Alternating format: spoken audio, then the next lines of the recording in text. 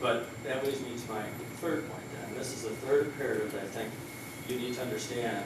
And this imperative is really interwoven throughout the first two, the technical and the tactical competence. And that is what I would call the imperative of interpersonal communication skills and trust. And this is not just an imperative that speaks to my boss needs to trust me. For the last year in the work college, I think virtually every lesson that we had started off with an instructor telling us that when you're starting to work in the joint, in the interagency, or in the international arenas, perhaps all of which many of you will be working in very shortly, there's one currency, and the currency is trust. The currency is your word is your bond. The currency is when you say you're going to do something, that you can do it, or that you can get it done, or that you're going to come back and say, I've had a problem, here's why. So trust is a thing that is absolutely indispensable in the ability to talk to people, the ability to have those interpersonal skills in relationships. I think that as I think about this, I don't know, from what I understand, you're not doing peer evaluations anymore like we did 20 years ago in the basic course, but now the big thing is they want people to do this 360 evaluation. 360 evaluation is you ask people what they think about you, what they think about your what they think about your technical and tactical competence, and we're talking about your superiors, your peers, and your subordinates, and then you get a 360 feedback about how you're doing. And it's a very good idea because it shows you what others think about how you're doing and what kind of an officer you are and what kind of a leader you are. So understand that it's not just at the colonel, the general, the senior leader level that interpersonal skills and trust and these kind of things are important. I think it starts with where you are right now.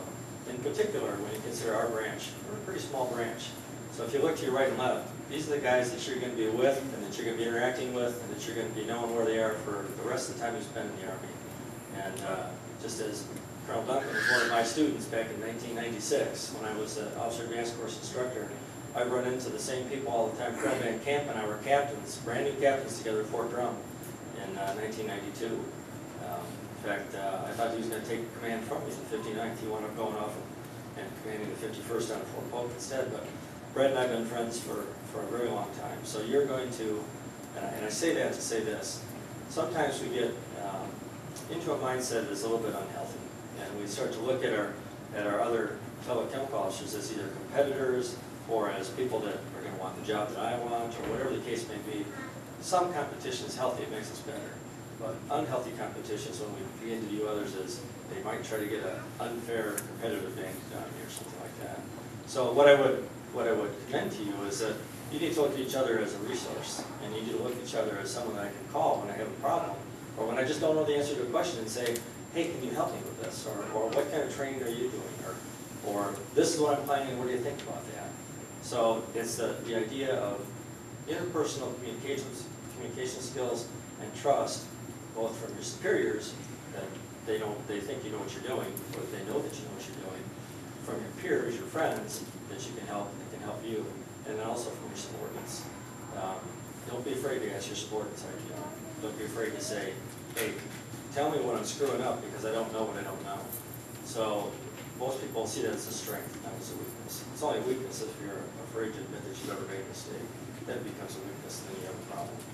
So with those imperatives in mind, I'll just close with a short story. And when I was in Hawaii, I was at the very first dining in that I'd ever gone to, and the speaker was a brigadier general by the name of David Bramlett. He eventually retired as a four-star Force Comp commander probably 10 years ago. General Bramlett was the guest speaker, and he was standing up there and he said, addressing, it was an infantry battalion, so it was mostly lieutenants and captains, a couple of majors and lieutenant colonel, and he said, you know, if I could trade places with any of you in the audience today, I would do it. Here I am, a brigadier general, I'm the assistant division commander for operations for this division, but I would trade places with any of you today. And I thought to myself, he obviously doesn't know my life. He doesn't know the hours I'm working, he doesn't know the projects I'm doing, he doesn't know the paper I'm pushing, and this is not fun. But as this is 22 years ago, thinking about that, today, if I were to say the same thing, I think I could easily say the same thing. If I could trade places with you, I think I would do it, because this is not just a profession, it's not just a job, it really is a calling. And it takes special people to do something like this. One of our old comrades at the Chemical School, General Wood, when he's here, used to say that that he thought we were just a little bit better than some other folks that aren't willing to take this kind of sacrifice and make this kind of sacrifice. So I commend you all for that. It's an honor for me to be here today, and I'm very glad to see all of you graduating. It's fun to come back to Fort Leonard Wood. It's always nice to go back to a place where you know your way around, to see old friends, and to see people that you haven't seen for a while.